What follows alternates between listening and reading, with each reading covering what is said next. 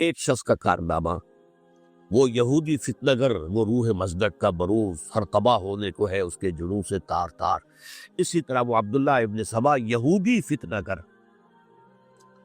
آج اہل تشیع میں سے بعض حضرات کہتے ہیں کہ یہ عبداللہ ابن سبا یہ تو افسانوی شخصیت، اس کی حقیقت کوئی تھی ہی نہیں، حالانکہ ان کی اپنی کتاب میں رجال کشی کے اندر اس کا ذکر موجود ہے. اور یہ بھی موجود ہے کہ حضرت علی رضی اللہ تعالیٰ عنہ نے اپنے عہد خلافت میں اسے زندہ جلوایا ہے.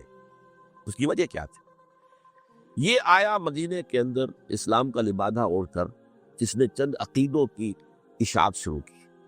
سب سے پہلے حضرت علی تو خدا ہیں، گاڈ انکارنیٹ، اوتار کا تصور، جیسے ہندوؤں میں ہے رام چندر جی خدا کا اوتار.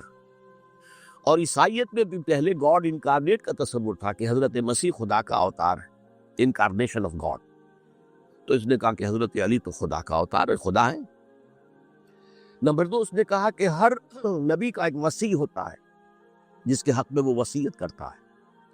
تو حضور صلی اللہ علیہ وسلم کے وصی حضرت علی ہیں، لہذا خلیفہ تو اول دوست حضرت علی ہے. حضرت ابو بکر، حضرت عمر، حضرت عثمان یہ تو غاصب ہے. اور حضرت عثمان کی خلافت تھی اس وقت خاص طور پر. پھر اس نے جو قبائلی عصبیت کی اسے بھڑکایا. پرانی جو عصبیت چل رہی تھی قریش کے اندر، وہ دو گھرانے ایک دوسرے کے بدلے مقابل تھے. دیکھیے، ایک ہوتا ہے قبیلہ، ایک ہوتا ہے گھرانہ. ہمارے پنجاب میں ایک قبیلہ ہے وٹو قبیلہ، اس کے گھرانے بہت سے، مانے کے، لالے کے، سجے کے، چابد کے. یعنی کوئی لالا تھا، ان میں سے بڑا، ان کے بیٹے ہو گئے لالے کے، ان کی اولاد، خاندان یہ کہلاتے ہیں. قبیلہ ایک، یہ وٹو قبیلہ. تو قبیلہ تھا قریش، اس میں گھرانے بہت تھے، بنو ہاشم، بنو امیہ، بنو تیم، بنو عدی، یہ بہت سے گھرانے تھے. تو جوٹی کے دو گھرانے جو تھے وہ بنو ہاشم اور بنو امیہ، ان کے درمیان چپقلش تھی، مقابلہ، مسابقت.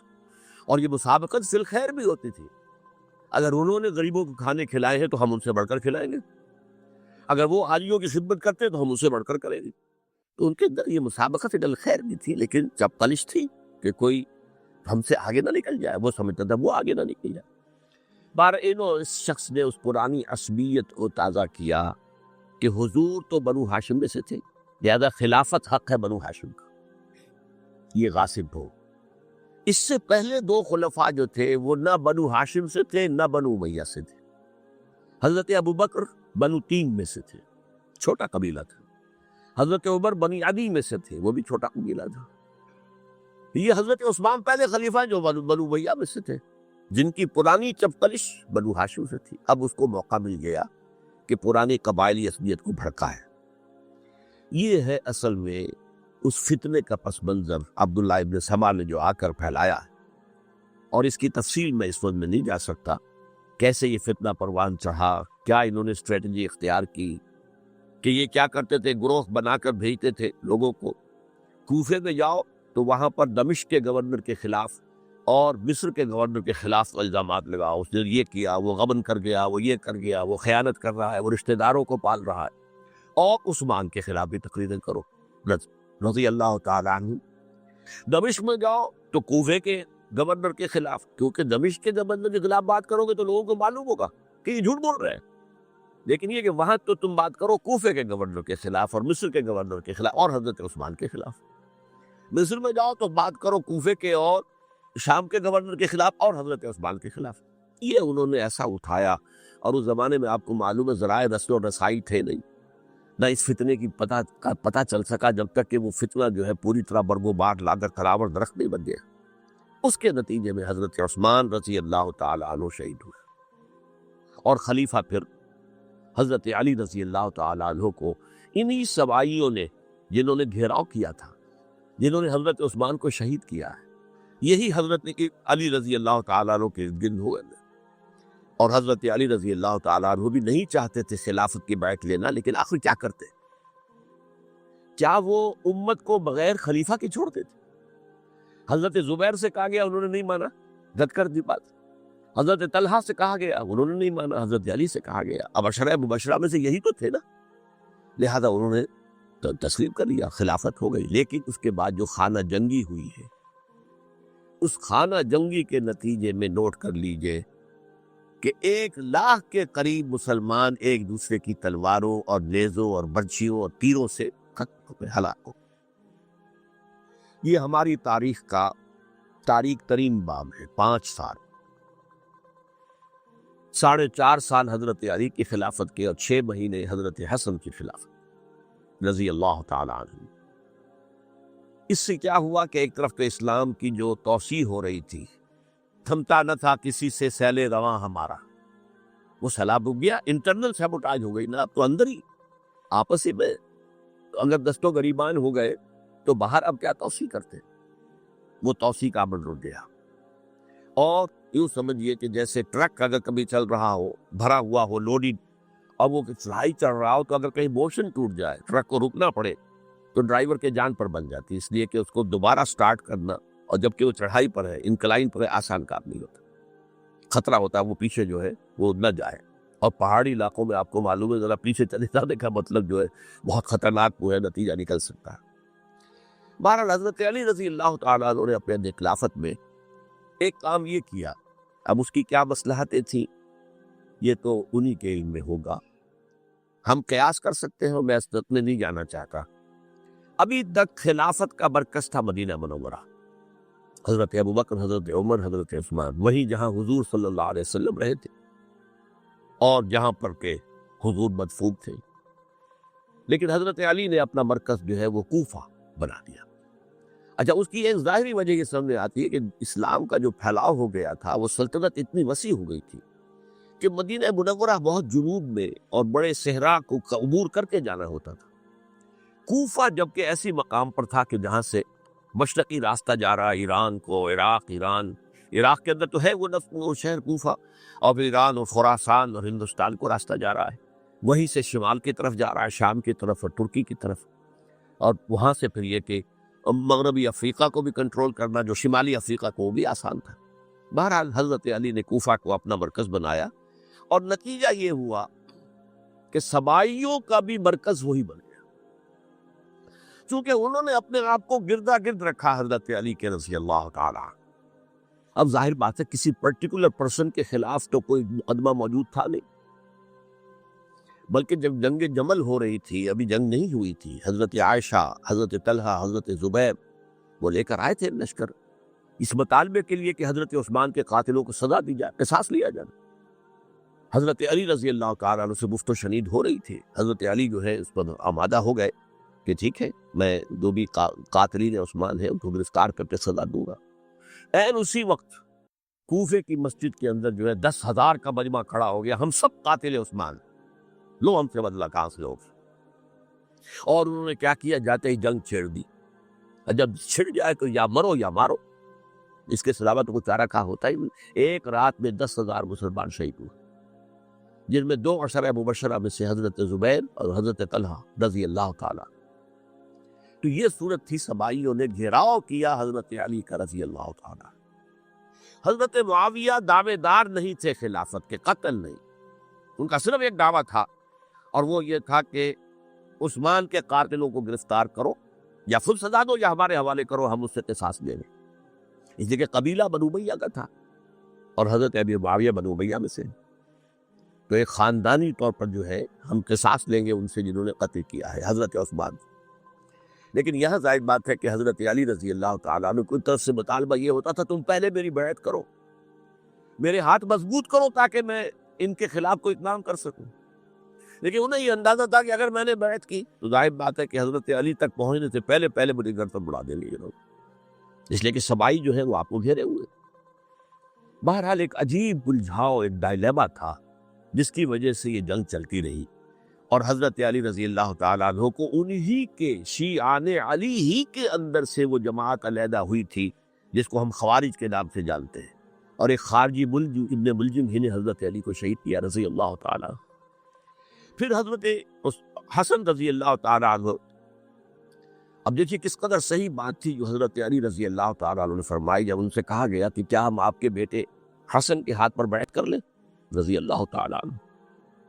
فرمایا نہ میں تمہیں اس کا حکم دیتا ہوں نہ میں اس سے روکتا ہوں، یہ تمہارا معاملہ ہے، امرہم شورا بینہم، تم اپنے باہمی مشورے سے جو فیصلہ کرو گے ٹھیک ہے، میں نہ حکم دیتا ہوں نہ روکتا ہوں. اس کا کیا مطلب ہے؟ باپ کے بعد بیٹے کی خلافت ہرگز حرام نہیں ہے، ورنہ کہتے کیسے ہو سکتا میرا بیٹا؟ نہیں، یہ نہیں کہا. حضرت عمر سے بھی کہا گیا تھا کہ اپنے بیٹے کو نامزد کر دیں، عبداللہ ابن عمر کو، تو انہوں نے جواب میں کیا کہا؟ اسے تو طلاق دینی بھی نہیں آتی. انہوں نے اپنی کسی زوجہ کو طلاق دی تھی اور اس میں جو صحیح ترین طریقہ ہے وہ اختیار نہیں کیا تھا. اسے طلاق دینے تک نہیں آتی تو میں اسے خلیفہ بنا دوں. یہ نہیں کہا تھا کہ باپ کے بعد بیٹا خلیفہ نہیں ہو سکتا، یہ تو نہیں تھا. کہیں حرام نہیں، نہ کتاب و سنت میں، نہ کوئی حدیث ہے، نہ کہیں قرآن مجید میں. تو حضرت علی نے بھی فرمایا رضی اللہ تعالی، نہ میں روکتا ہوں نہ حکم دیتا ہوں، یہ تمہارا اپنا معاملہ ہے. بہرحال حضرت حسن رضی اللہ تعالی عنہ نے حضرت امیر معاویہ سے صلح کر لی، خلافت ان کے سپرد کر دی. دیکھیے، میں حضرت ابوبکر، حضرت عمر، حضرت عثمان، حضرت علی کے ساتھ حضرت حسن کے دور خلافت کو بھی خلافت راشدہ میں سے سمجھتا ہوں. اور تبھی 30 سال پورے ہوتے ہیں اس حدیث کے مطابق کہ حضور نے فرمایا خلافت 30 برس رہے گی، پھر ملوکیت آ جائے گی. تو حضرت حسن کا بہت بڑا کارنامہ یہ ہے کہ اس خانہ جنگی کا دروازہ بند کر دیا. اور یہ پیشن گوئی تھی حضور کی صلی اللہ علیہ وسلم. حضرت حسن کو جب بچے تھے حضور کے انتقال سے پہلے، میرا یہ بیٹا مسلمانوں کے 2 گروہوں میں صلح کرائے گا، یہ حضور کی پیشن گوئی تھی. اور وہ پیشن گوئی حضرت حسن کے علم میں بھی ہوگی یقین. بہرحال انہوں نے صلح کی حضرت امیر معاویہ کے ساتھ رضی اللہ تعالی عنہ، خلافت ان کے حوالے کر دی. اور کچھ شرائط تھی وہ طے ہو گئی. اللہ خیر صحیح. حضور کی تو یہ پیشن گوئی جو ہے صحیح ثابت ہوئی کہ میرا یہ بیٹا مسلمانوں کے 2 بڑے گروہوں کے درمیان صلح کرا دے گا. اور سبائیوں نے انہیں تانے دیے، یا عار المومنین، اے مومنوں کے لیے موجب عار، موجب شرم تم نے بستری دکھائی ہے، تم نے امیر معاویہ کو خلیفہ تسلیم کر لیا، تم نے بستری دکھائی. معاذ اللہ ثم معاذ اللہ ثم معاذ اللہ.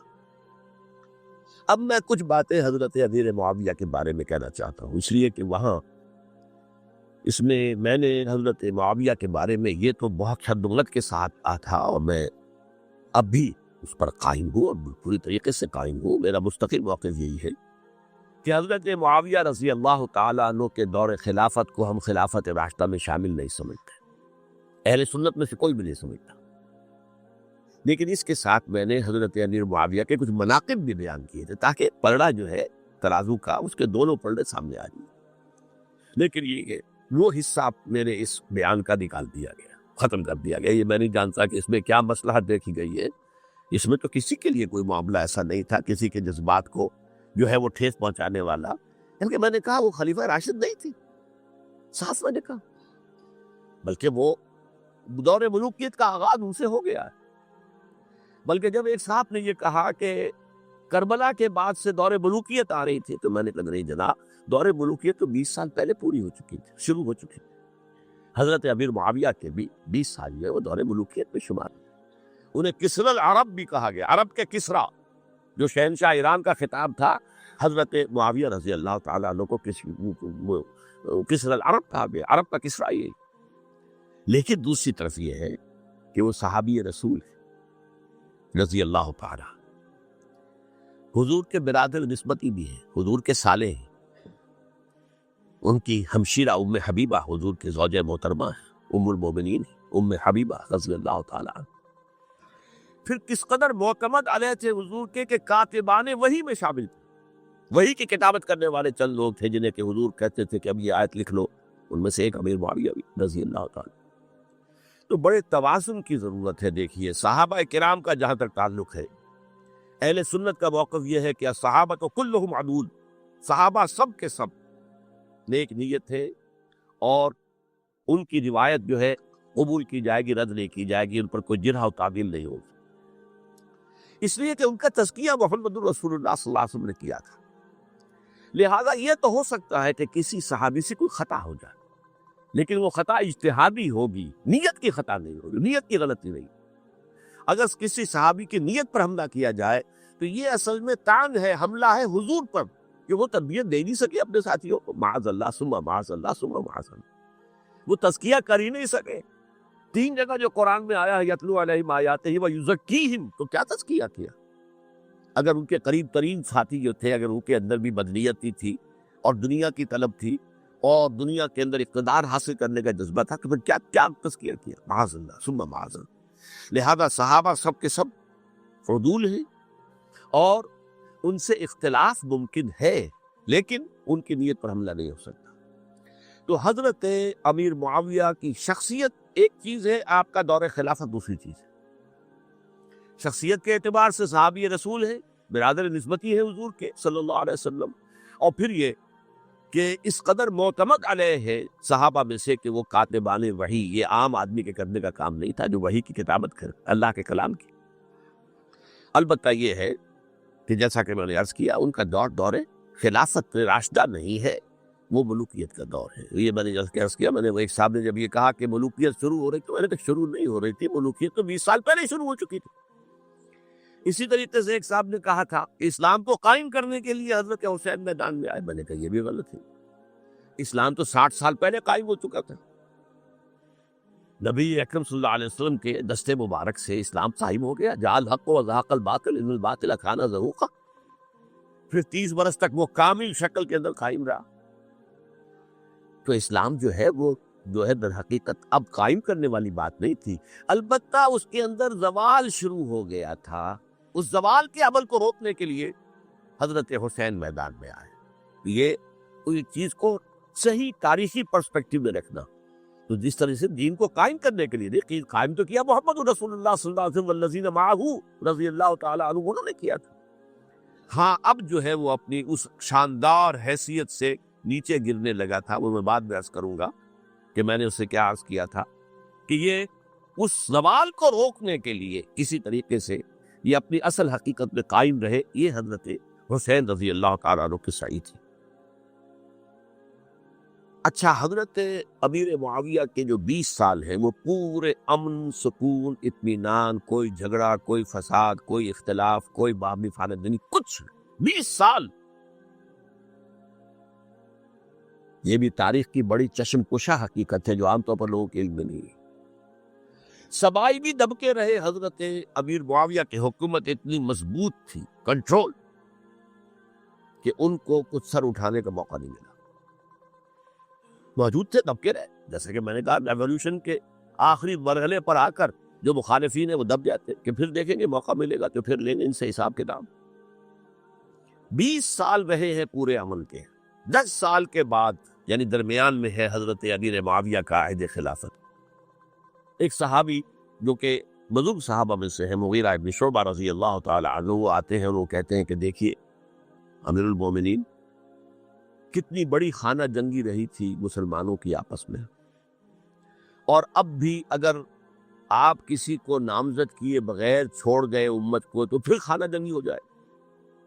1 لاکھ اس وقت جو ہے وہ ہلاک ہوئے تھے، نہ معلوم اب کتنے ہلاک۔ لہذا آپ اپنی زندگی ہی میں نامزد کر دیجئے کسی کو خلیفہ، ولی عہد بنانا ہے۔ حضرت امیر معاویہ نے ابتداً جو ہے انکار کیا نہیں، لیکن ان کے دلائل ایسے تھے وزنی، اور میں سمجھتا ہوں کہ وہ بات صحیح تھی جو مغیرہ ابن شعبہ نے کہی، اس لیے کہ اب صحابہ کرام میں سے جو کبار صحابہ تھے وہ تو سب دنیا سے رخصت ہو چکے تھے۔ اب تو یا صغار صحابہ رہ گئے تھے جو حضور کے زمانے میں بچے تھے، حضرت حسن، حضرت حسین، عبداللہ ابن زبیر، یہ بچے تھے نا، یا تو وہ تھے، اور یا بالکل نو مسلم تھے، اور نو مسلموں میں بڑی تعداد وہ تھی جو ایرانیوں کی تھی، شامیوں کی تھی، ادھر کی تھی، ادھر کی تھی، تو ان کو تو ظاہر بات ہے کہ تربیت نبوی سے کیا خلافت راشدہ سے بھی اکثر و بیشتر کو کوئی حصہ ملا ہی نہیں۔ تو اس صورت میں اب وہ اعلیٰ ترین معیار پر حکومت کے نظام کو قائم کرنا ممکن نہیں ہے۔ کوئی قبائلی عصبیت جب تک حکومت کی پشت پر نہیں ہوگی، حکومت مستحکم نہیں ہوگی۔ یہ گویا کہ ایک جس کو کہتے ہیں کہ حقیقت بینی، واقعیت پسندی، ایک آئیڈیالزم ہے اور ایک ریئلزم ہے کہ آپ فیکٹس آن دی گراؤنڈ کو غور کریں، سوچیں اس کے اوپر اور پھر کوئی فیصلہ کریں۔ اس اعتبار سے پھر حضرت امیر معاویہ نے بات مان لی اور بیعت لے لی لوگوں سے حضرت یزید کے لیے کہ یہ خلیفہ ہوں گے میرے بعد، اس کو ولی عہدی کہتے ہیں۔ اچھا، اس وقت 5 افراد ایسے تھے کہ جنہوں نے اس سے اختلاف کیا، یہ بات بہت اہم ہے۔ میرا کتابچہ ہے سانحہ کربلا، اس کے کچھ نسخے آج یہاں ہوں گے، آپ لوگ پڑھیے اسے غور سے اور پھیلائیے تاکہ حقیقت سامنے آئے۔ 5 افراد کون تھے جو ہونے چاہیے؟ ابو بکر فوت ہو گئے، ان کے بیٹے عبد الرحمن ابن ابی بکر. عمر فوت ہو گئے، ان کے بیٹے عبداللہ ابن عمر. عباس فوت ہو گئے، ان کے بیٹے عبداللہ ابن عباس. زبیر فوت ہو گئے، ان کے بیٹے عبداللہ ابن زبیر. اور حضرت حسن جو ہے ان کا انتقال ہو چکا تھا، حضرت علی کے بیٹے حضرت حسین رضی اللہ تعالیٰ عنہ مجمعین. حضرت حسن کے بارے میں ایک فریق کا کہنا یہ ہے کہ انہیں زہر دے کر ہلاک کیا گیا. اہل تشیع کا قول یہ ہے، جبکہ اہل سنت کہتے ہیں کہ نہیں، وہ اپنی جو بھی طبی موت تھی اس سے ان کی وفات. لیکن میں اس میں نہیں جانا چاہتا، اس لیے کہ یہ مائکرو ہسٹری جو ہے نا، وہ تو ایک ایک واقعے کے لیے ادھر کی روایات کیا، ادھر کی کیا ہیں، ان کے پاس کیا دلائل، ان کے پاس یہ تو کسی ریسرچ اسکالر کا موضوع ہے، میرا موضوع نہیں. لیکن بہرحال یہ 5 حضرات تھے جنہوں نے ولی عہدی کی بیعت نہیں کی. لیکن حضرت معاویہ اتنے حلیم الطبع انسان تھے، انہوں نے جبر نہیں کیا، کوئی تشدد نہیں کیا. ٹھیک ہے، ولی عہدی کی بیعت نہیں کر رہے، کوئی بات نہیں، میری بیعت تو کی ہوئی ہے نا، ابھی تو میں زندہ ہوں، بات ختم ہو گئی. میری بیعت کو تو نہیں توڑا انہوں نے، فسخ بیعت نہیں کی. اس اعتبار سے انہوں نے نہ کوئی تشدد کیا، نہ جبر کیا، نہ کوئی معاوضہ کیا. لیکن جب امیر معاویہ کا انتقال ہو گیا، اب ولی عہدی کی بجائے وہ اب خلافت کی بیعت کی. سب لوگوں نے بیعت کر لی. ان 5 میں سے ایک فوت ہو چکے تھے، حضرت عبد الرحمن ابن ابی بکر فوت ہو چکے رضی اللہ تعالی. 4 تھے، ان 4 میں ایک اختلاف ہوا. 2 کی رائے یہ تھی، عبداللہ ابن عمر، عبداللہ ابن عباس، کہ اگرچہ یہ کام غلط ہوا ہے، اسلام کی روح کے منافی ہوا ہے، یہ بادشاہت کی بنیاد پڑ رہی ہے، لیکن یہ بات ایسی نہیں ہے کہ اس کی بنا پر ہم خانہ جنگی شروع کروا دیں، امت کے اندر خون خرابہ کروائیں، فساد کروائیں. لہذا انہوں نے بیعت کر لی. اب کوئی اگر یہ کہے معاذ اللہ کہ وہ بک گئے تھے یزید کے ہاتھ میں، معاذ اللہ ثم معاذ اللہ، وہی بات آپ اختلاف کر سکتے ہیں کہ انہیں نہیں کرنی چاہیے تھی، یہ کوئی رائے رکھے، مجھے اختلاف نہیں. لیکن ان کی نیت پر حملہ کریں گے، وہ حملہ محمد رسول اللہ پر ہوگا صلی اللہ علیہ وسلم. عبداللہ ابن عمر کون ہے؟ کتنی حدیثیں ان سے جو ہے وہ منقول ہیں. عبداللہ ابن عباس کون ہے؟ جنہیں حضور نے جو ہے جن کے لیے دعا کی تھی، اے اللہ فقہہ فی الدین وعلمہ التاویل، اے اللہ اس نوجوان کو دین کا فہم عطا کر اور قرآن کی تعویل اور تفسیر کا علم عطا کر. حبر الامہ کہلاتے. وہ کہیں پیسوں اور ٹکروں کے عوض بن جانے والے نہیں تھے. انہوں نے امت کی مصلحت دیکھی، نیت جو ہے اس پر حملہ نہ کیجیے. البتہ اختلاف کا حق آپ کو حاصل ہے. 2 حضرات جو ہے ڈٹے رہے کہ نہیں، ہمیں کم وقت میں ریزسٹ کرنا ہے. عبداللہ ابن زبیر عمر کے اعتبار سے وہ بڑے ہی، مسلمانوں میں سب سے پہلے ولادت مدینے میں جا کر جو ہوئی ہے وہ عبداللہ ابن زبیر کی ہوئی ہے. ہجرت کر کے جب مہاجری وہاں پہنچے، کچھ عرصے تک کسی کے کوئی اولاد نہیں ہوئی، تو لوگوں نے تانے دینے شروع کر دیے کہ معلوم ہوتا ہے کہ یہاں آ کر یہ مکے کے رہنے والے جو ہے کمزور ہو گئے ہیں، ان کی اولاد ہی نہیں ہو رہی. پھر عبداللہ ابن زبیر کی ولادت ہوئی ہے. یہ حضرت ابو بکر کے نواسے ہیں، حضور کی زوجہ محترمہ حضرت عائشہ کی بہن، حضرت دیکھیے ابھی نام نکل گیا ہے جی، حضرت اسماء رضی اللہ تعالی عنہا عنہما، یہ ان کے صاحبزادے ہیں، حضرت زبیر کے بیٹے. ان کا فیصلہ ہوا کہ ہمیں رجسٹ کرنا ہے کم وقت میں، ایٹ اینی کاسٹ. حضرت حسین ابن علی رضی اللہ تعالی عنہما کا بھی فیصلہ ہوا کہ ہمیں رجسٹ کرنا ہے کم وقت میں. البتہ ان میں بھی ایک اختلاف ہو گیا، یعنی یہ 2 تو جڑے رہے، ان 2 میں اختلاف ہو گیا. عبداللہ ابن زبیر کا کہنا یہ تھا کہ ہمیں حجاز میں رہنا چاہیے، یہ سرزمین ہے جس میں نبوت کی برکات سب سے زیادہ ہے، یہاں ہم مضبوط قلعے کے اندر ہیں، ہمیں یہاں سے جو ہے رجسٹ کرنا چاہیے اور ختم کرنا چاہیے اس نظام کے اندر جو خرابی آ گئی ہے. حضرت حسین رضی اللہ تعالیٰ عنہ کے پاس خطوط کا تانتا بنا ہوا تھا، کوفے سے لوگ خط لکھ رہے تھے، آئیے آئیے آئیے، ہم آپ کے ہاتھ پر بیعت کریں گے، ہم آپ کے ہاتھ پر بیعت کریں گے، ہم آپ کے ہاتھ پر بیعت کریں گے. یہی وہ کوفہ جو حضرت علی کا دارالخلافہ رہا تھا اور جو پھر صبائیت کا گڑھ بن گیا تھا. چنانچہ حضرت حسین نے حضرت مسلم بن عقیل کو بھیجا وہاں پر کہ میرے نمائندے کی حیثیت سے جا کر وہاں پر بیعت لو. 10-12 ہزار افراد نے بیعت کر لی. لیکن اس کے بعد یزید کی طرف سے گورنر بنا کے بھیجا گیا ابن زیاد کو. ابن زیاد نے آ کر جو تشدد کیا اور سختی کی تو سب کے سب بیعت توڑ کر اور سب منحرف ہو گئے. مخلصین تو وہ تھے نہیں. الکوفی لایوفی، کوفی جو ہے وہ تو کوئی وعدہ وفا کرنے والا ہوتا ہی نہیں. بیعت توڑ دی. فمن نقص فانما ينقص على نفسه. بیعت کے بعد بیعت توڑ دینا بہت بڑا گناہ ہے. توڑ دی. ادھر اطلاع مل گئی حضرت حسین کو، چل چکے تھے، وہ راستے میں تھے کہ وہاں تو مسلم بن عقیل شہید ہو گئے اور سب لوگوں نے بیعت توڑ دی. اب واپس جانا چاہتے تھے لیکن مسلم بن عقیل کے بیٹے جو ہے اڑ گئے. یہ عرب کی اپنی ایک جو ہے پرانی ان کی حمیت اور ان کا قبائلی نظام کہ اب ہم اپنے والد کے خون کا قصاص لیے بغیر نہیں جائیں. حضرت حسین رضی اللہ تعالیٰ عنہ کی مروت اور شرافت، یہ میرا ساتھ دینے کے لیے آئے تھے، اب میں ان کا ساتھ نہ دوں تو یہ تو شرافت و مروت کے خلاف ہے. کہا اچھا چلو چلتے. وہاں جا کر بھی عین اپنے میدان کے اندر بھی حضرت حسین رضی اللہ تعالیٰ عنہ نے 3 چیزیں پیش کی ان کوفیوں کے لشکر کے خلاف. سب سے بڑا لشکر کے اندر سب سے بڑے تو کوفی تھے جنہوں نے بیعتیں کی ہوئی تھی حضرت حسین کے ساتھ. دیکھو مجھے جانے دو واپس حجاز کی طرف، یا مجھے سرحدوں پر بھیج دو تاکہ میں کافروں کے ساتھ جنگ کرتے ہوئے اپنی جان دے دوں، یا مجھے یزید کے پاس جانے دو، میں اپنا معاملہ اس سے طے کر لوں. لیکن کوفیوں کو یہ گوارا نہیں تھا. اگر یہ یزید کے پاس پہنچ گئے تو ہمارا کچا چٹھا بیان کر دیں گے کہ مجھے تو ان لوگوں نے برگلا کر بلایا تھا. اس لیے کہ دیکھیے حضرت امیر معاویہ کے 20 سالوں کے دوران میں بتا چکا، ان کی حکومت اتنی مستحکم تھی کہ اس کے خلاف کوئی فتنہ اٹھانا ممکن نہیں تھا.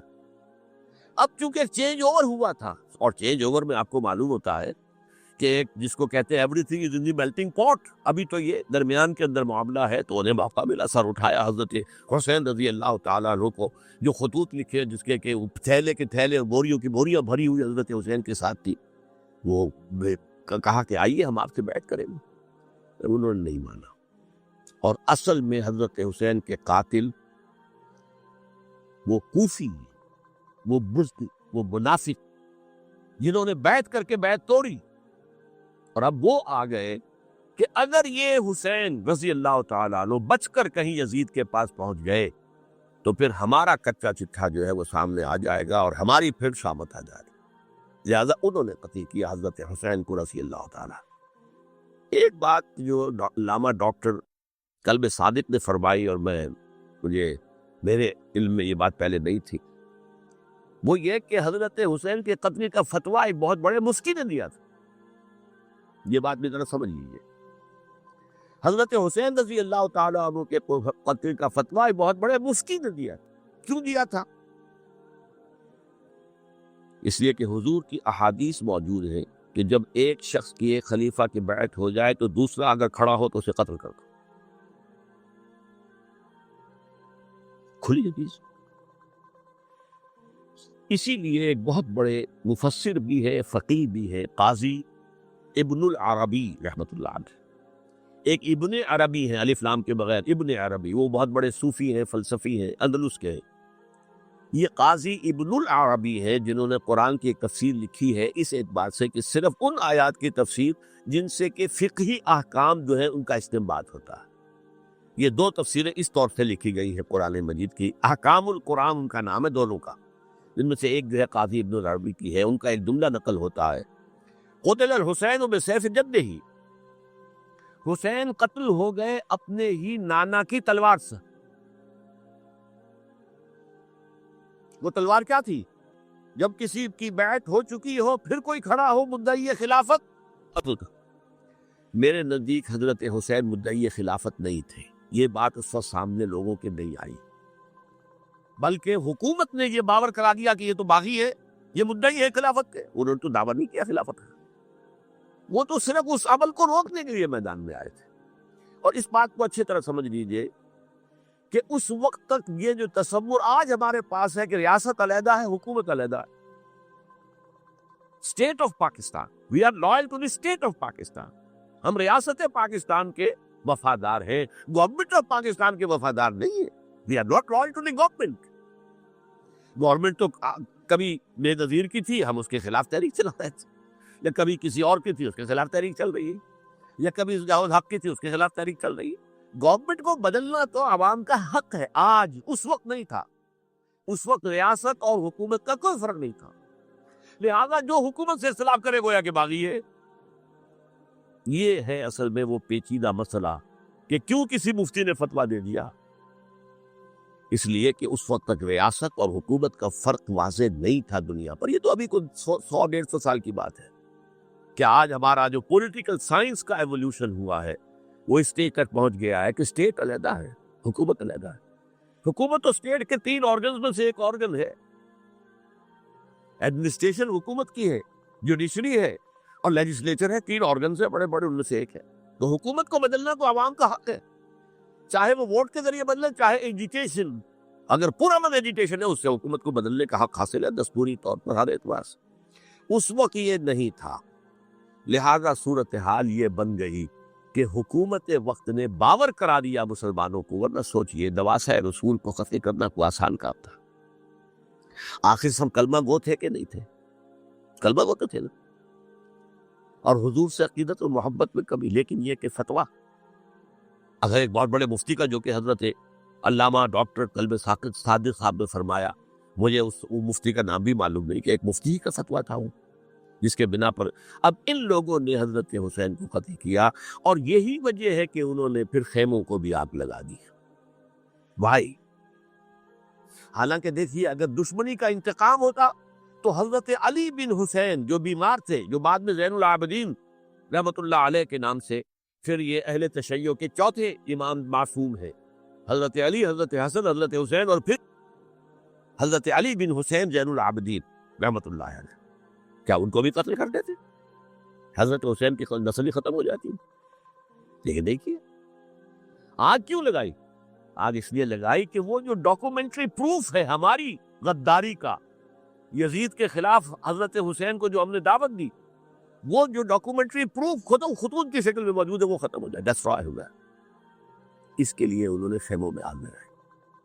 بہرحال یہ ہے تاریخی پس منظر، یہ اسی سبائی فتنے کا تسلسل ہے جس نے سب سے پہلے حضرت عثمان کی جان لی رضی اللہ تعالیٰ عنہ، 5 سال تک مسلمانوں میں خانہ جنگی رکھی، حضرت علی کو پھر شہید کیا، اور اس کے بعد جو ہے 20 سال حضرت امیر معاویہ کے تو سر نہیں اٹھا سکے، لیکن پھر جب ایک چینج اوور ہو رہا تھا تو اس وقت انہوں نے موقع غنیمت سمجھا کہ اب کھڑے ہو جاؤ اور اب دوبارہ ایک فتنہ جو ہے اس کو امت کے اندر پیدا کر دو۔ اچھا، اس معاملے میں ایک بات جو میں نے وہاں کہی کہ ہمارے ہاں شاعرانہ جو مبالغہ آمیزی ہے، یہ میری گفتگو کا حصہ انہوں نے حذف کر دیا ہے، اور میں نے ایک سنی شاعر، بہت بڑے عالم، جن کے حوالے سے آج بھی میری تقریر ہوگی خالد مدینہ ہال میں، مولانا محمد علی جوہر کے ایک شعر کے حوالے سے کہا کہ قتل حسین اصل میں مرگ یزید ہے، اسلام زندہ ہوتا ہے ہر کربلا کے بعد۔ میں نے کہا بالکل محمل شعر ہے، اسلام مرا ہی نہیں تھا، زندہ ہونے کا کیا سوال؟ اور اگر کسی درجے میں مزمحل یا زخمی ہوا تھا تو وہ تو رہا، کربلا کے بعد بھی رہا، یزید کی حکومت بھی رہی، بنو امیہ کی حکومت بھی چلی، کوئی تبدیلی تو نہیں آئی۔ یہ کیا کہہ رہے ہیں؟ اسلام زندہ ہوتا ہے کربلا کے بعد؟ میں نے کہا اسلام مرا نہیں تھا۔ جیسے میں نے یہ کہا کہ ملوکیت جو ہے وہ اب شروع نہیں ہوئی، ملوکیت تو 20 برس پہلے شروع ہو چکی تھی حضرت امیر معاویہ کے، لیکن ظاہر بات ہے کہ حضرت حسن نے، حضرت حسین نے اس کو قبول کیا، اور حضرت حسین نے تو پھر 10 سال تک ولی عہدی جو تھی چاہے بیعت نہیں کی، لیکن اس کے خلاف میدان میں آ کر چیلنج تو نہیں کیا۔ اس اعتبار سے یہ معاملہ جو ہے اسلام زندہ ہوتا کربلا کے بعد، یہ بے تکی بات ہے۔ ہاں، حضرت شاہ اسماعیل شہید رحمت اللہ علیہ کی اگر میں تشبیہ کو، تمثیل کو سامنے رکھوں تو اسلام کی عمارت 6 منزل آیا، 6ٹھی منزل ٹاپ کی وہ گر گئی، 5 منزلیں انٹیکٹ تھیں، اسلام مرا نہیں تھا۔ عدالت میں شریعت کے مطابق فیصلے ہو رہے تھے، قاضی تھے، مفتی تھے، شریعت نافذ تھی، اسلام کہاں مرا تھا؟ جبکہ خود کہہ رہے ہیں علامہ قلب صادق کے ایک مفتی کے فتوے سے ہی حضرت حسین کو قتل کیا گیا۔ اب وہ مفتی کی رائے، اس کی بدنیتی ہو، جو بھی ہو، وہ جانے، اللہ جانے، لیکن عام مسلمان کیا کرے؟ اس پہلو سے اسلام مرا نہیں تھا۔ ہاں، ایک منزل گر گئی تھی، وہ گری رہی، 1000 برس تک گری رہی، یہاں تک کہ آ کر مغربی امپیریلزم نے اس کے گرایا، ملوکیت کا معاملہ ختم کیا، اور وہ جب ریجن ملوکیت دوسری آ گئی، ورنہ وہی سب بادشاہی چلی ہے۔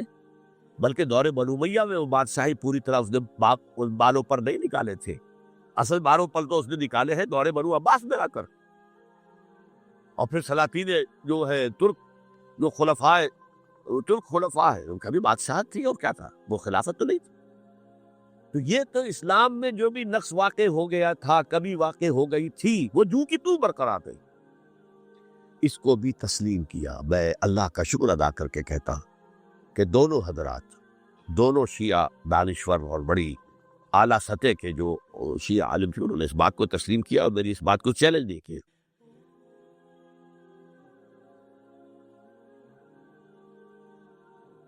اصل میں تیسری بات میں نے یہ کہی کہ دیکھیے حضرت حسین رضی اللہ تعالی عنہ کی اس شہادت کے بعد، اس کے بعد واقعہ حرہ بھی ہوا، جو واقع کربلا سے بھی بعض اعتبارات سے زیادہ بھیانک اور زیادہ گھناؤنا واقعہ بنو امیہ کی تاریخ ہے، جس کو لوگ جانتے ہی نہیں۔ مدینہ کے کچھ لوگوں نے بغاوت کی اور انہوں نے اس کے خلاف فوج بھیجی، اور فوج کو جو مدینہ فتح کر دیا، 3 دن کے لیے حلال کر دیا، جو چاہو کرو، یا جسے چاہو مارو، جسے چاہو لوٹو، جس کا گھر چاہو برباد کرو، جس عورت کو چاہو ریپ کرو۔ اور یہ مدینہ کے نبی کے اندر ہوا، تو کاٹ کھانے والے ملوکیت کے اندر بہت سے واقعات ہوئے۔ عبداللہ ابن زبیر کھڑے ہوئے، انہوں نے حکومت قائم کی تھی، لیکن یہ کہ وہ تو 6 سال کے لیے کامیاب بھی رہے، ایک حکومت قائم کی، بنو امیہ کے ہاتھ پر بیٹھ نہیں کی، بالآخر ان کی حکومت بھی ختم ہو گئی۔ پھر حضرت زید کھڑے ہوئے، انہوں نے بغاوت کی، وہ بھی ناکام رہ گئے۔ پھر بنو عباس میں کھڑے ہوئے حضرت نفس زکیہ، حضرت حسن رضی اللہ تعالیٰ عنہ کی اولاد میں سے، وہ بھی ناکام ہو گئے، شہید ہو گئے۔ پھر یہ سمجھ لیا گیا کہ اب یہ جہاں کا 6ٹھی منزل ہے، وہ تو دوبارہ تعمیر نہیں ہو سکتی، یہ تو جس کی لاٹھی اس کی بھینس، جس کے پاس طاقت ہوگی اس کی حکومت ہو، جس کا قبیلہ زیادہ قوی ہوگا، جس قبیلے میں زیادہ عصبیت ہوگی، مضبوط ہوگا، متحد ہوگا، طاقتور ہوگا، اسی کی حکومت ہوگی۔ البتہ اس کے نیچے لوگوں کے اخلاق کی اصلاح کرو۔ صوفیاء کرام نے وہ کام اپنے ذمے لیا، اور بالکل وہی کام ہے کہ جو ائمہ اہل بیت کرتے رہے۔ حضرت حسن کی اولاد میں پھر حضرت علی بن حسین رضی اللہ تعالی، حضرت حسین کی اولاد میں پھر امام محمد باقر، امام محمد جعفر صادق، اور اس کے بعد بھی 5 اور، کسی نے بغاوت نہیں کی۔ جیسے علماء کرام کام کر رہے تھے اور جیسے صوفیاء کرام کام کر رہے تھے، ایسے ہی وہ مسلمانوں کی علمی تربیت، روحانی تربیت و تزکیہ کر رہے تھے، کسی نے حکومت کو چیلنج نہیں کیا۔ نوٹ کر لیجیے اس بات۔ حضرت علی نے بھی چیلنج نہیں کیا تھا، حضرت حسن نے چیلنج نہیں کیا، خود صلح کر لی۔ تو ائمہ اہل بیت جو 12 یہ گنتے ہیں، جن میں سے آخری جو ہے حضرت مہدی کو تو ابھی ظاہر ہونا ہے، ان کے عقیدے کے مطابق وہ روح پوش ہے، وہ ظاہر ہوں گے، لیکن 11 حضرات کے بارے میں یہ کہ حضرت حسین کے سوا کسی نے بھی چیلنج نہیں کیا وقت کے نظام، اور حضرت حسین نے بھی اس مغالطے پر کیا کہ کوفی ساتھ دیں گے، اور یہ موقع ہے کہ یہ جو 6ٹھی منزل اسلام کی گر گئی ہے، اسے دوبارہ تعمیر کر دیا جائے۔ انہوں نے خلافت کا دعویٰ نہیں کیا تھا، یہ انہیں عوام کو مغالطے میں مبتلا کیا گیا کہ یہ خلافت کا مدعی ہو کر سامنے آیا۔ جیسا کہ میں نے آپ سے کہا تھا، امیر معاویہ نے حضرت علی کے عہد خلافت میں کبھی خلافت کا دعویٰ نہیں کیا، مدعی خلافت نہیں تھے وہ تو یہ کہتے تھے کہ قاتلان حسین جو ہے، قاتلان عثمان کو سزا دو، قصاص دو، بس۔ اسی طرح حضرت حسین نے بھی، اب دیکھیے اس ضمن میں اس میں کوئی شک نہیں ہے، حضرت حسین رضی اللہ تعالی عنہ کی جو شہادت ہوئی ہے، ان کے ساتھیوں کی، اعزاء و اقارب کی،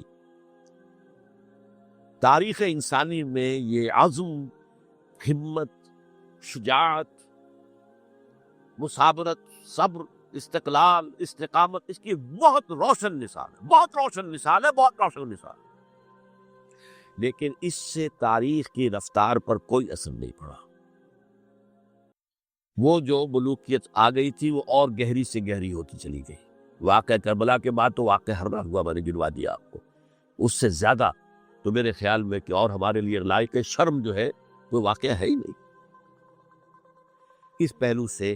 لیکن حضرت حسین کا ایک، اب ان کو یہ کہ میں مطلب یہ کہ اگر میں ان کے ہاتھ پر بیعت کر لیتا ہوں جو کہ اس وقت سامنے موجود تھے کہ یزید کی بیعت تمہارے ہاتھ پر کرتا ہوں، تو گویا کہ اپنے آپ کو سرنڈر کر دیتے. وہی خطرہ جو امیر معاویہ کو تھا کہ مجھے وہ تو پہنچنے بھی نہیں دیں گے علی تک رضی اللہ تعالیٰ عنہ اور مجھے پہلے ہی شہید کر دیں گے. یہی خطرہ حسین کو تھا رضی اللہ تعالیٰ عنہ کہ مجھے یزید تک پہنچنے نہیں دیں گے، پہلے ہی قتل کر دیں گے. اور ویسے بھی یہ ایک شرافت، مروت اور حمیت اور غیرت اور عزت نفس کا تقاضا بھی تھا کہ بھائی معاملہ ہے یزید کا، میرا مجھے وہاں جانے دو، اللہ اللہ خیر سزا، یو کین اسکورٹ می، میرے دائیں بائیں چلو تاکہ میں کہیں اور بھاگ نہ جاؤں تمہارے خیال میں، مجھے وہاں پہنچا دو، میں وہاں پہ جا کر اس سے معاملہ کر لوں. لیکن انہوں نے قتل کیا. اصل قاتلان کوفی، وہی سبائی.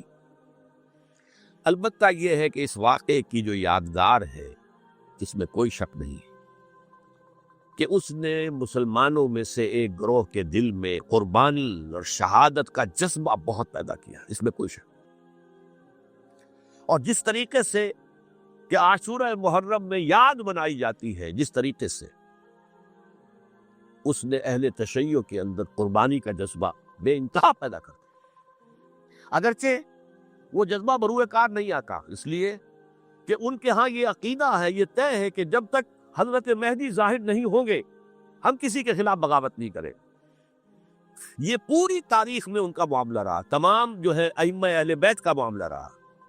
جب تک مہدی نہیں آتے keep sitting and keep waiting, wait and see, that's all. یہ تو خمینی صاحب نے کیا ہے، آیت اللہ خمینی صاحب نے، کہ انہوں نے یہ ایران کے شیعوں کو باور کرایا کہ بھائی جب آئیں گے حضرت مہدی آ جائیں گے، لیکن ہم اب ہاتھ پر ہاتھ رکھ کر بیٹھے رہے، باطل کو چیلنج بھی نہ کریں.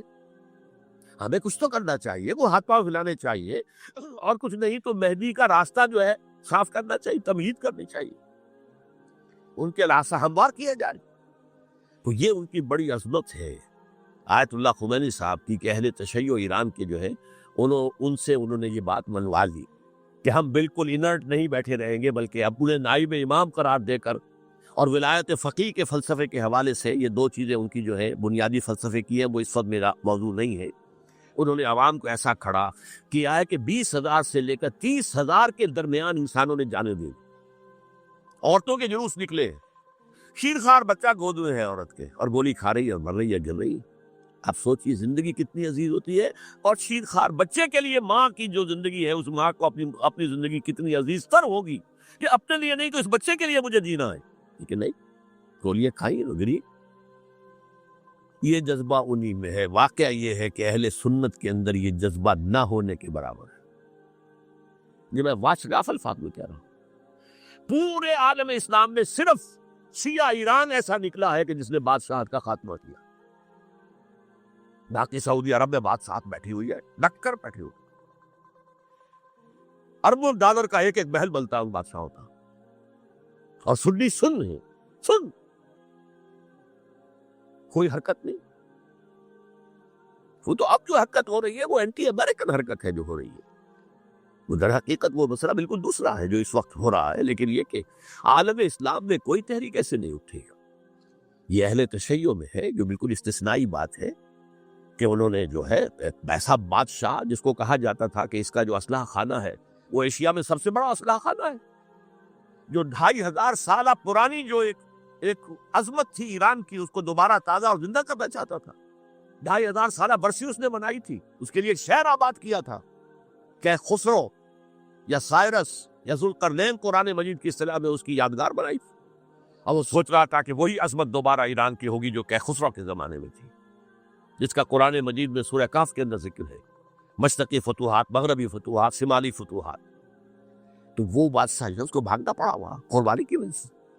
تو یہ جو ہے واقعہ کربلا نے، اس میں کوئی شک نہیں ہے کہ ایک ایسی مشعل روشن کی ہے جس کو کہ ہر شخص کو دیکھنا چاہیے. یہ بھی انسان، جیسے کہ اقبال نے ایک شعر کہا تھا غالب کے لیے، فکر انسان پر تیری ہستی سے یہ روشن ہوا ہے، پرے برغ تخیل کی رسائی تاک ہو جا. تو فکر انسان پر حضرت حسین کی قربانی سے یہ واضح ہوا ہے کہ انسان کس حد تک جا سکتا ہے قربانی دینے کے لیے اپنے کسی مقصد کے. مقصد ان کا جو تھا، میں نے اسی لیے آیت پڑھی تھی، معاذ اللہ ثم معاذ اللہ، میں ایک آخری بات جو کہہ رہا ہوں وہ نوٹ کر لیجئے. ایک خاص انتہائی نقطۂ نظر کے عام کیے جانے کی وجہ سے سنیوں میں بھی ایک انتہائی رد عمل پیدا ہوا ہے. Extreme rightist سنیز. اگر ایک طرف سے حملہ کیا گیا ہے حضرت عثمان کی نیت پر، ان کو خیانت کا الزام لگایا گیا، ان پر اقربا پروری کا الزام لگایا گیا، حضرت ابو موسیٰ شریف پر خیانت اور غداری کا الزام لگایا گیا، یہ ساری چیزیں اگر صحابہ کرام کے اوپر ہوئی، امیر معاویہ پر، امیر اور عمرو بن العاص پر، تو جواب میں کچھ لوگ کھڑے ہو گئے. حضرت علی وہ اقتدار کے طالب تھے، معاذ اللہ ثم معاذ اللہ ثم معاذ اللہ. یہ اہل سنت کا موقف نہیں ہے. حضرت حسین اقتدار کے طالب تھے، ہرگز نہیں، ہرگز نہیں، ہرگز. وہی اصول جو میں نے بتایا تھا سب کے لیے لاگو رہے گا. وہ امیر معاویہ کے لیے ہے تو حضرت علی کے لیے بھی ہے، حضرت حسین کے لیے بھی ہے. یہ نیک نیت ہے. آپ ان کی کسی رائے سے اختلاف کر سکتے ہیں لیکن ان کی نیت پر حملہ نہیں کریں گے. نیت پر حملہ کریں گے آپ کا ایمان بالرسالت جو ہے وہ مجروح ہو جاتا. یہ رسول کے ساتھ ہی ہے. رسول نے ان کا تزکیہ کیا، یتلو علیہم آیاتہ ویزکیہم، اس کا سارا عمل محمد کا کیا ہوا صلی اللہ علیہ وسلم. تو صحابی کے معاملے میں یہ ہمارے ہاں ان کو اہل سنت جو ہے، جو معتدل مزاج کے، اکثریت ان کی تو چند لوگ ہیں ذرا قلم چلا لیتے ہیں تو ان کی بہت سی کچھ چھوٹی چھوٹی کتابیں بھی شائع ہو گئی ہیں بہت، لیکن انہیں اہل سنت نے قرار دیا ناسبی یا خارجی. جیسے خوارج نے کہا تھا حضرت علی بھی کافر ہے اور حضرت ابی معاویہ بھی کافر ہیں، حضرت عمرو بن العاص بھی کافر ہے، معاذ اللہ ثم معاذ اللہ. ایسے ہی کچھ لوگ حضرت حسین پر بھی الزام لگاتے ہیں کہ اقتدار کی حوث اور طلب کے اندر انہوں نے یہ سارا سفر کیا تھا اور بس یہ ہے کہ وہ جو بازی تھی وہ ہار گئے. اللہ اللہ حسن اللہ، اس سے آگے کیا ہے معاملہ؟ نہیں، معاذ اللہ ثم معاذ. اسی لیے میں نے آیت آج جو پڑھی تھی ایک اور جو بہت بظاہر آپ کو معلوم ہوئی ہوگی، غیر متعلق ہے میرے آج کے عنوان سے. تلک الدار الآخرۃ نجعلھا للذین لا یریدون علوا فی الارض ولا فسادا. یہ سورہ قصص کے آخری آیات میں سے. دیکھو یہ آخرت کا گھر جو ہے وہ ہم خاص کر دیں گے ان لوگوں کے لیے جو اس زمین میں اپنے اقتدار کے طالب نہیں ہوتے. زمین میں اقتدار کے طالب ہوگے فساد ہو جائے گا. تم بھی طالب، میں بھی طالب، جھگڑا ہوگا، لڑائی ہوگی، دنگا ہوگا، فساد ہوگا. تلک الدار الآخرۃ نجعلھا للذین لا یریدون علوا فی الارض ولا فسادا.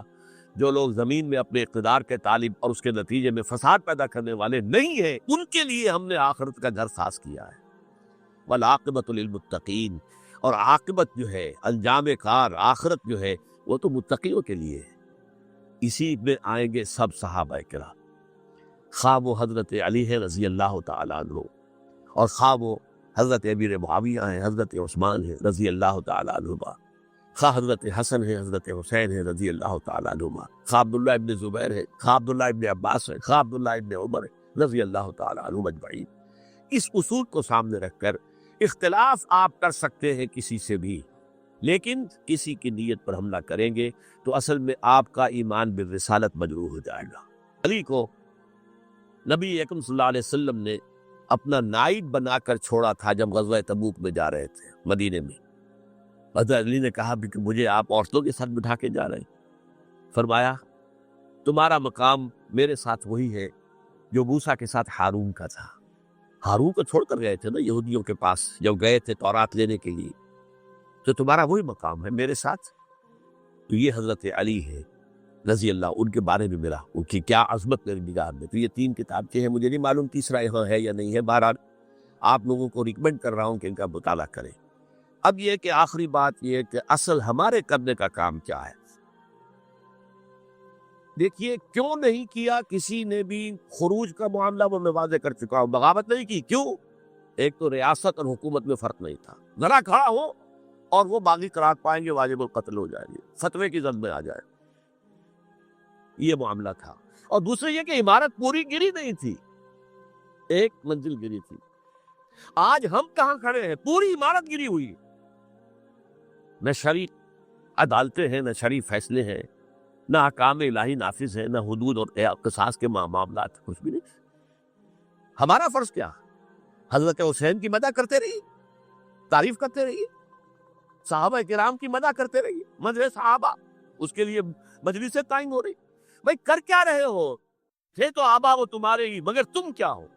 ہاتھ پر ہاتھ دھرے منتظر فردا ہو۔ تلک امت قد خلت لہا ما کسبت ولکم ما کسبتم۔ وہ تو ایک امت تھی جو چلی گئی، اللہ کے ہاں پہنچ گئے۔ جو کچھ انہوں نے کمایا وہ ان کے لیے، تمہارے لیے نہیں ہے۔ تمہارے لیے وہ ہوگا جو تم کماؤ گے۔ ہمارے لیے راستہ اب یہی ہے کہ خلافت راشدہ کے مکمل نظام کو اثر نو قائم کرنے کے لیے منہج انقلاب نبوی کو اختیار کرے۔ میری کتاب اس پر، کیسٹس اس پر، آڈیو کیسٹ، ویڈیو کیسٹ، سی ڈیز، نہ معلوم ڈی وی ڈی، سب کچھ موجود۔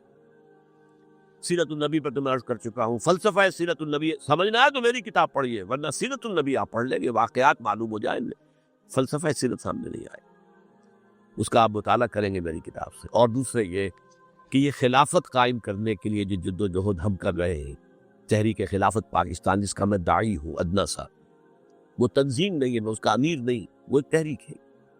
جیسے تحریک پاکستان کہلاتی تھی، اس کی تنظیم تھی مسلم لیگ، پارٹی کا نام مسلم لیگ تھا، لیکن تحریک پاکستان۔ اس طرح تحریک خلافت پاکستان وہ ہم نے چلائی ہے تنظیم اسلامی کے تحت۔